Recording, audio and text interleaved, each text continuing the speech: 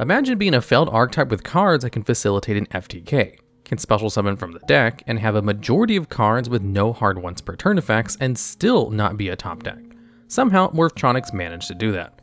If you're not familiar with Morphtronics, it's one of the early archetypes that debuted in the Yu-Gi-Oh! 5D's anime, belonging to Leo, who gave us the best moments in all of 5D when he became a signer. We will not be slandering Leo as he is the GOAT for making Livestream Dragon look like a threat. However, there will be acceptable slander for Morphtronics, who over time went from a playable deck to falling off to the Shadow Realm. In today's video, you'll see why these morphing daily items flopped in the TCG. To be fair to anyone who's played Morphtronics, the deck wasn't bad. The archetype actually started strong when Crossroads of Chaos introduced them in 2009. Morphtronics had effects that were based on their positions. The most substantial effect comes from the heart and soul of the Morphtronic deck, Morphtronic Telephon. Though you wouldn't dial Telephon's number like how they did in the anime, you could still roll a die to activate it and have the same feeling. When in attack mode, based on whatever number you landed on, you could reveal the top cards of your deck equal to the number you rolled and special summon one level 4 lower Morphtronic monster, ignore the summoning conditions, and shuffle the rest back into the deck. Its defense position effect allows you to reveal the top cards of your deck based on the dice roll, but just to look at them and put them back in the same order. This effect was a soft once per turn, so multiple Telephons meant multiple searches. Also, only having 100 attack and defense made it a fantastic machine duplication target. Already, Morphtronics started out nicely, having a card like Telephon. Crossroads of Chaos also gave us 6 other Morphtronic monsters. Radion gave all Morphtronic monsters 800 attack when in attack position, and 1000 defense while in defense position. Clock-In gained 500 attack for every morph counter on it, and in defense position it gained morph counters once per turn and contribute the card to burn your opponent for 1000 per morph counter. Magnin could only attack the highest attack monster on your opponent's side of the field if your opponent controlled a face-up monster, and in defense position, this would be the only monster your opponent could attack. Datatron would let you tribute one monster to inflict 600 damage in attack mode and inflict 300 damage in defense mode. Boomboxen would be able to attack twice in attack mode and negate an attack target a Morphtronic monster in defense position once per turn. And finally, Cameron would let you special summon a level 4 lower Morphtronic monster from your hand or graveyard if it's destroyed by battle in attack position, and in defense position, your opponent couldn't target Morphtronic monsters with effects. Out of all of these cards, Telephon, Boomboxen, Radion, Magnin, and Cameron would get their fair share of play, as the rest would either see a bit of play or none at all due to some of them having abysmal effects in certain positions. No sane person would allow a card like Clock-In to live on the field in defense mode and wait for their demise. They'd also get support in a small sub-archetype in Gadget Hauler and Gadget Driver. None of them got played as Gadget Hauler was a brick and Gadget Driver was redundant when you could just switch the monster's position on your turn, and none of the effects outside of Magnin did anything on your opponent's turn to warrant playing Driver. You may have also noticed that none of these were tuner monsters at the time. Being in the era of synchros, you'd think it'd be necessary for an archetype like this to have at least one tuner to help them gain access to the extra deck and help them get to their boss monster, Power Tool Dragon, which wasn't released until Raging Battle, which came out later in 2009. Of course, to make up for not having Power Tool Dragon yet, they did make some spell support to alleviate the misery of being a Morphtronic fan. Morphtronic Accelerator was a normal spell that returned one Morphtronic monster on the field to the deck to pop one card on the field and then draw you one card. Morphtronic Engine was an equip spell card and doubled the attack of Morphtronic monster you control, but it destroyed it during the second standby phase after its activation, and then burns you for the damage equal to that monster's original attack. Morphtronic Chord was an equip spell that popped a spell or trap card on the field each time the monster's battle position changed. To round out the spells, Factory of 100 Machines was a quick play spell that banished all Morphtronic monsters from your graveyard to give one machine type monster 200 attack for each monster removed until the end phase. Accelerator ended up being the only good spell support being played in Morphtronics. Drawing and popping any card in the field was always welcomed in any deck. Everything else was deemed unnecessary. "I can't believe nobody wanted to play Factory of 100 Machines," said no one ever. To round off the last bit of introduced support, Morph Transition and Morphtronic Monotron were direct trap support. Morph Transition negated an attack on a Morphtronic and then lets you change the battle position of one of your Morphtronic monsters. When summoned, Morphtronic Monotron enables you to change a Morphtronic monster to face-up defense position. Neither of these cards saw play, as better generic traps could be utilized. So for their release, they were rewarded with being unplayable, low-level, low-attack monsters in the Synchro era, with their boss monster being 2 sets away. So there was potential for Morphtronics to cause havoc, just not at the moment of release. They would get a relaxed rushdown style thanks to a specific card in the next set. With March of 2009, Konami released the not Raging Battle set, Crimson Crisis. They gave Morphtronic a neat power-up card and Morphtronic Borden. In attack position, it gave all of your Morphtronic monsters the ability to attack directly, and gave your other Morphtronic protection from battle while in defense position. This card would be one of the cornerstones of the archetype. Board was a nuisance, as 2 of them in defense mode meant your opponent couldn't kill any monsters in battle, And when you were ready to attack, you could just attack with all of your monsters directly. Also combined with Cameraman, it made it nigh impossible to kill any Morphtronics, as Cameraman prevented Morphtronics from being targeted by effects. They even got more card removal with Morphtronic Slingon, who could tribute one other Morphtronic on the field to pop one card on the field when attack position. The pot got even sweeter with the Morphtronic Map Field Spell card. Whenever a Morphtronic's monster's position was changed, you'd place a Morphtronic counter on it.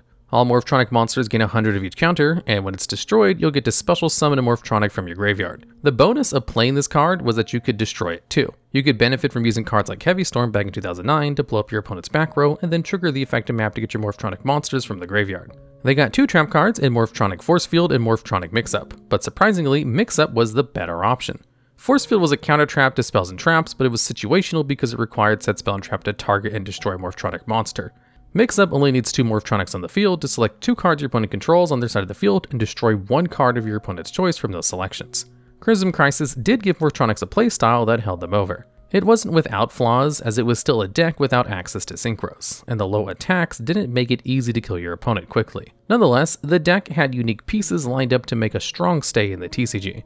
It only got better because after Crimson Crisis was released, all the Morphtronic players only had 1 set left to get their key cards in Raging Battle. Raging Battle was introduced to the TCG in May of 2009, with all the Morphtronic players seeking out the cover card, none other than Power Tool Dragon. This 2300 attack machine synchro lets you search out 3 equip spells from your deck, let your opponent randomly choose 1, and then put the rest back into your deck. If it's destroyed, you can destroy an equip spell card instead. Power Tool Dragon may be one of the most underrated synchros in the game. Having the ability to fetch any equip spell card in the game is no effect to blink at. With the plethora of equip spells available in the game, this card has seen play in regular decks to FTKs and OTKs, fetching cards like Mage Power, United We Stand, Living Fossil, and DDR. This card has always been an underestimated extender in the TCG, but in 2009, it mainly fetched Double Tool C and D, whereas Double Tool A and B is anyone's guess. Double Tool C and D could be equipped to any level 4 or higher Morphtronic or Power Tool Dragon. On your turn, it gives your monster 1000 attack, and any monster effect that the attack target has is negated, whether it applies on the field or activates during the battle phase. During your opponent's turn, you could only attack the monster equipped with this card, and any monster that does battle with it would be destroyed at the end of the damage step. This wasn't the only equip card that would aid Morphtronic either. Morphtronic Repair Unit lets you send a Morphtronic monster from your hand to the graveyard to special summon a Morphtronic back from the graveyard and equip with this card, but it can't change its battle position and is destroyed when unit is removed from the field. If you're wondering who's the tuner, look no further. Finally showing up as tuners, Morphtronic Remotin and Morphtronic Scopin came to the rescue. Remotin allowed you to target Morphtronic monster in your graveyard, banish it, then add 1 Morphtronic from your deck to your hand at the same level as the banished card. In defense mode, you can send a Morphtronic from your hand to the graveyard to add a Morphtronic with the same level from your graveyard to your hand. Scopin was just as cool, allowing you to special summon a level 4 Morphtronic monster from your hand but destroy it during the end phase. And in defense mode, its level would go from 3 to 4. Ability to recover, search, and special summon from the hand? Sounds too good to be true? Well, the rich kept getting richer. Junk Box is the normal spell that would special summon 1 level 4 lower Morphtronic monster from a graveyard but destroyed at the end of the turn. They were also all soft once per turn, meaning you could activate multiple copies and revive and reuse effects as often as you'd like, as long as you had the pieces. Morphtronic Videon rounded on the monsters, gaining either 800 attack per equip in attack mode or 800 defense per equip card in defense mode. Morphtronic Bind was the only trap for Morphtronics as an effect that prevented your opponent's level 4 and higher monsters from attacking or changing their battle positions as long as you had a Morphtronic monster. What deck wouldn't take in a built-in Gravity Bind as you set up ways to finish off your opponent? Morphtronics indeed had it all. Searchers, a boss monsters, ways to OTK, spell and trap support, ways to spam their monsters from the graveyard, machine dupe, and 1-for-1 target into Telephon, limit removal to seal your opponent's fate. A monster lets you hit your opponent directly by simply slapping on the field, while you slap your Power Tool Dragon on the field with a Double Tool C&D, Mage Power United We Stand equipped to it. This brings us back to the main point of the video. How does a deck with this much support fail? Well, clunkiness didn't do the deck any favors. Having a search that depended on a die roll to get you what you needed doesn't scream consistency. Especially rolling a 1 and whiffing could just end your turn. The deck lived and died by Telephon. And no deck can have longevity when your search power is left in the hands of dice and RNG. Remotin could be used, but it required a target in the graveyard to even get a search. On top of search power being iffy, your deck needed to finish things during the battle phase. You had cards like Cameron to stop traps, like Sakuretsu Armor and Dimensional Prison, but you couldn't stop cards like Mirror Force or Royal Oppression, which ran rampant in 2009. Even with Accelerator's removal, you'd have to send a Morphtronic monster in the field back into your deck as a cost, which chipped away at chances of establishing the board. This basically summed up the pain of playing Morphtronics. Many great cards were hampered by gimmicky gameplay. Not great when the meta back in 2009 was Blackwings, Lightsworns, and good old Teledad, so Morphtronics were cast off to casual play. Unfortunately, this archetype would begin its slump into obscurity. By the time Ancient Prophecy came around, more decks got stronger. Ancient Fairy Dragon was released, X-Sabers came to the TCG, and Lightsworns and Blackwings weren't showing any signs of slowing down. However, Konami still didn't ignore Morphtronics and rewarded hungry Morphtronic players with a Magnet Bar upgrade that said your monsters couldn't attack when this card was in defense mode. Who knew that the key to winning Yu-Gi-Oh! Is to give an archetype that needs to spam the board and attack a card that won't let you attack? Newsflash, it's not. The attack mode effect also only gave an attack equal to the combined attack of 2 other monsters on your side of the field, but you'd only get it if you have exactly 2 other monsters. This magnet attracted the wrong attention to the archetype, as it looked like Morphtronics wouldn't compete with any deck in the format anytime soon. Also, the ban list would indirectly hit Morphtronics by taking 1-for-1 down to 1, making it harder to get to the heart and soul of the deck, Telephon. It wouldn't be until Shining Darkness that they'd get more support. Morphtronic Vacuum was a level 1 monster, where once per turn attack mode, you could send 1 equipped spell equipped to this card to the graveyard to inflict 500 damage to your opponent. In defense mode, you could equip 1 face-up attack position monster your opponent controls to this card. Morphtronic Scramble was a trap card that activated when your opponent declared an attack when you control no monsters. The attack is negated, and you can special summon Morphtronic from your hand. Vacuumin was a decent one-of, as taking opponent's monster off the field in any form that wasn't destruction was sometimes more effective. This didn't boost Morphtronics up in any way, unfortunately. The deck suffered a power creep due to the meta decks being way quicker than Morphtronics and new archetypes that just established better boards. Morphtronics always needing to go second didn't help either. Having to play through a format involving Royal Oppression and Mirror Force isn't fun for any deck that is a combo reliant and built for setting up OTKs. Extreme Victory did bring out 3 new support cards for Morphtronic. Lifestream Dragon was a level 8 Dragon Synchro monster with 2900 attack and 2400 defense, and needed 1 tuner and 1 power tool dragon to make. When Synchro summoned, you could make your life points 4000. You take no effect damage due to its continuous effect, and if it would be destroyed, you can banish an equipped card from your graveyard instead. You can read this card and feel it gaining dust in your bulk. Effect damage was rare outside of burn decks and offered little to nothing except possible life point recovery if you were close to losing. More than likely, the game is over if you needed to make this card. The tuner and non-tuner introduced didn't add any spark either. Morphtronic Lantern was a level 1 tuner. In attack mode, any effect damage inflicted on you is instead inflicted on your opponent. And in defense mode, when it's destroyed by battle, you wouldn't take any battle damage for the turn. Morphtronic Stapling was level 4. In attack mode, your opponent could only target Stapling for attacks, and when it's destroyed by battle, the attacking monster that destroyed it loses 300 attack. Defense mode would prevent it from being destroyed by battle. When it would be attacked, you'd get to select one of your opponent's attack position monsters, change the defense position, and then change Stapling to attack position. These had little to no impact to Morphtronics and didn't help speed the deck up or give it consistency. Morphtronics would go through a cold spell without support for almost 4 years. They did get a retrain for Power Tool Dragon to ease their suffering. A win is a win, right? Premium Gold in 2014 gave us Power Tool Mecha Dragon. It had the same stats as the original, but the effect draws a card whenever a card is equipped to it once per turn. Then its quick effect will let you choose an appropriate equipped card on the field and equip it to this card. It was something. Power Tool Mecha Dragon didn't see play either. There were just simply better level 7 synchros to choose from that would benefit Morphtronics, if not every other deck that needed level 7s.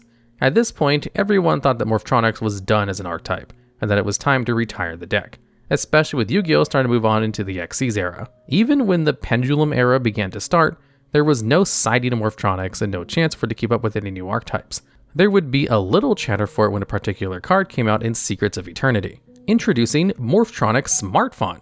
It's Telephon, but with 5G and a better camera. All jokes aside, it couldn't be normal summoner set and could only be special summoned by removing a Morphtronic from your graveyard. It had the same requirements to search as Telephon, but it would do it through excavating cards on top of your deck based on the die roll and then add 1 Morphtronic card amongst them from your hand while they return the rest of your deck and shuffled. Defense mode also enables you to excavate and peek at the top cards of your deck based on the die roll and then return them to the top or bottom of the deck. All of this was also soft once per turns. So now, with another search of the deck, Morphtronic was back in business. Or so we thought. Morphtronics now had another problem to deal with in the meta. Hand traps and floodgates were in full effect. A simple effect veiler, Vanity's Emptiness, or skill drain would mutilate the plays of Morphtronics, who relied on their turn 1 starters to go off. Also, this deck was stuck on being a first turn deck that couldn't play through multiple interruptions. The story gets even more heart-wrenching at this point. This deck was fantastic at link climbing through the Link era due to Telephon and Smartphon soft once per turn effects. You still had access to the spell cards that gave the deck its advantages back in the early 2010s, like Machine Duplication and Junkbox. Your board could start with Telephon or Smartphon and end up with a U-Lock with Summon Sorceress. Unfortunately though, this deck was too fragile. With the game getting quicker, more floodgates and hand traps would be this deck's bane, and the simple fact that this deck couldn't operate if it couldn't go first made the deck a high risk, high reward, and highly not worth it. And so ends the tale of Morphtronics, until it wasn't the end for some strange reason. In 2022, Konami understood that Leo was the best boy of Yu-Gi-Oh! 5Ds, and decided that Morphtronics deserved more love. Power of the Elements gave 7 new cards for the Morphtronic archetype, one being a Morphtronic Telephon. You already know it involves rolling a die because it's a phone card. In attack mode, you roll a die, gain life points times 100 equal to the result, and also special summon Morphtronic monster from your graveyard with a level equal to or lower than the die roll. In defense mode, it effectively lets you roll a die, activate the top cards of your deck equal to the result, and then send one Morphtronic monster from the deck to the graveyard, and put the rest on the top or bottom of your deck in any order. And yes, these effects were still soft once per turns. Smells like FTKs and loops. Everybody went to scheming with this card. A level 1 tuner with a soft once per turn effect that can special summon monsters from the graveyard, including itself, that can be machine duped, was just asking to be abused. It can also be added to your hand easily through cards like Gizmek Naginaki and a package of Dice Dungeon to search Dimension Dice to find your Telephon. Not only could you link build quickly with the new Morphtronic, especially when Halki Fibrax is legal, but it was also great for another FTK using Cannon Soldier and just continuously looping Telephon's effect to special summon Telephon and blast them with Cannon Soldier until your opponent just left the table. The thought of this terrorizing the TCG floated through the community's heads until they realized, oh wait, it's Morphtronics. Everyone just played hand traps and floodgates and went to sleep peacefully, knowing the FTK was too inconsistent. Still, Telephon was a welcomed addition to Morphtronics and helped Morphtronics have a fun time in Master Duel. That wasn't all Morphtronics got from Power of the Elements. 6 other cards were given to the archetype with 4 monsters and 2 spells. Morphtronic Scanner was a level 6 tuner machine. It can't be normal summoned or set and can only be special summoned by banishing a Morphtronic monster from your hand. When in attack mode, you can add a Morphtronic spell trap card from your deck to your hand during the main phase once per turn, but you had to place a card from your hand on top of your deck. In defense mode, you get to add a level 4 lower Morphtronic monster from your graveyard to your hand once per turn during your main phase, then add a card from your hand on top of your deck. The other card introduced was a gadget card, Gadget Gamer. This level 3 machine monster with 300 attack and defense would allow you to add one level 1 machine monster from your deck to your hand when normal summoned. You could also tribute it to special summon one Morphtronic monster from your hand. Then you could just special summon a Gadget Hauler from your hand or deck for whatever reason. Nonetheless, this card made Morphtronics even more consistent, as if it wasn't already packing over 5 starter cards for your plays. Let's go to the 2 synchros introduced. Morphtronic Earphone was a level 4 machine synchro monster. While it's an equip card, the monster it's equipped to can attack twice on monsters during the battle phase. When it's special summoned, you can treat one face-up monster in the field as a tuner. You can also target a single monster in the field and equip Earphone to it from the field or graveyard. Their new boss monster was Power Tool Braver Dragon, a level 9 synchro monster with 2500 attack and 2300 defense. When it's special summoned, you could take up to 3 different equip cards and equip them to Braver Dragon. It also had a quick effect that allowed you to send one of its equipped cards to the graveyard to select one effect monster your opponent controls and either change its battle position or negate its effects. Of course, being an archetype that benefits from playing different equip spells, it wouldn't make sense to not include a brand new equip card to the archetype as well. Life Extreme was the new equip card for Power Tool. It could only be equipped to an Earth synchro monster. When it battled an opponent's monster, that monster would lose 1500 attack during damage calculations. When a monster's battle position is changed, you can pop one card in the field. When this card in the spell trap card zone is sent to the graveyard, you can tribute a Power Tool synchro monster and then special summon a Lifestream Dragon from your extra deck, with the summoning being treated as a synchro summon. To make searching even more impressive in Morphtronics, Morphtronic Converter was a spell card that lets you target a machine monster and activate one of its 2 effects, depending on that monster's battle position. If attack position, special summon a Morphtronic monster from your deck with a different name than the selected target, then put the targeted monster on top of the deck. If in defense position, change the monster to attack position and special summon a level 4 lower machine monster from your hand. With this, Morphtronic was back in business, but mainly in Master Duel. Though the support established this deck with multiple starters, combo pieces, and an Omni-Negate monster and Braver Dragon, it still has issues with playing through floodgates and hand traps. To make things even more tragic, the format just wasn't built for Morphtronics to survive. Power of the Elements didn't just introduce Morphtronic Savior card, but a Tier 0 archetype you may have heard of called Tier Limits. Tier Limits are one of, if not the most consistent fusion deck in Yu-Gi-Oh's history, using multiple starters ranging from Rhinoheart and Merely to simply using instant fusion to bring out Kid Kolos. The deck gained even more steam when the Ishizu cards came out shortly after. These fairy monsters had the effects that could manipulate the graveyard by either milling cards from the deck to the graveyard or returning cards from the graveyard back to the deck. Combine this package with playing cards like Herald of Orange Light or Divine of the Herald, and you have a sub-package that boosted the consistency of Tier Limits even more and made playing Morphtronics miserable. If Telephon would activate to special summon a monster from the graveyard, a simple activation of Mudora can end your turn by putting those monsters needed back into your deck. To make it even more hilariously bad, every deck had to find ways to deal with tier limits, which led to more hand traps being played now than ever. And what so happens to be Morphtronic's weakness? If you said hand traps and floodgates, you must be an unhappy Morphtronic player. Dimension Shifter was the main culprit of the hand traps that made Morphtronic sit in the back. By discarding it with no cards in your graveyard, any cards sent to the graveyard is banished instead until the end of the next turn. By itself, this card solos Morphtronics, as all the pieces of the combo deck need to rely on being able to fetch stuff from the graveyard. So it wasn't as if Morphtronics weren't unplayable due to the mechanics anymore, it just had unfortunate luck against the meta and wasn't built to go through multiple hand traps. It's a tale of woes for the Yu-Gi-Oh phones and household items, but there was one more piece of support for Morphtronics. Revolution Synchron was introduced in Duelist Nexus. This level 3 machine tuner could be used from your hand as a synchro material if you're making a power tool or level 7 or 8 dragon synchro monster once per turn. Once per duel, you could send the top card of your deck to the graveyard to special summon this card from the graveyard, and its level becomes 1. It looks like power tool, so it has to be a power tool support, right? Well, tell that to the community when they've seen the second coming of Glow Up Bulb in this card. Giving a tuner the effect of being used as a synchro material from the hand made it splashable in almost every current deck. It even helps ABC, as the board can go from simply having Union Carrier and Crushed Wyvern to an Ancient Fairy Dragon and summon ABC monster off your choice. Popping your hanger for a Therion Desco Coliseum, then fetching Therion King Regulus off of that search, and then playing the Regulus. Did I mention this is just your 4th summon, making Nibiru useless? Then feel free to get Revolution Synchron back from the graveyard and use it in Ancient Fairy Dragon to make Crystal Wing. Don't worry, I didn't forget that this is a video about Morphtronics. The community forgot this card to help Morphtronics, and found this card to be better in every deck besides Morphtronics. This card ended up seeing more play in decks like Vanadium and Adventure Synchron than it did Morphtronics. So let's get to the conclusion. It's hard to say this deck was a failure due to its cards. Most of them were amazing 1-card starters with soft once per turn effects. Mechanically, you can say it might be due to most of their starters having effects based off of dice rolls, and RNG didn't help. It also made it hard to put in hand traps or techs since you needed to play as many Morphtronic monsters as possible to get them off of your starters. The biggest killer, however, seemed to be whenever good support came out, it couldn't keep up with the meta. By the time it started to get cards like Smartphon and Telephon to build, Impermanence, Ash Blossom, Nibiru, There Can Be Only One, and many other hand traps and floodgates were too much for the deck to handle. As well as the decks in the meta were powerful and less fragile than Morphtronics when executing combos to set up their boards. Morphtronics may see some hope in its future, as it is a superb combo deck. Maybe it just needs a few more daily electrical items like an iPhone in, Pagian, Faxin, or even a desktop in to help. But for now, Morphtronics is sadly, excruciatingly, painfully, and tragically a flop. Sorry, best boy Leo, you didn't deserve this.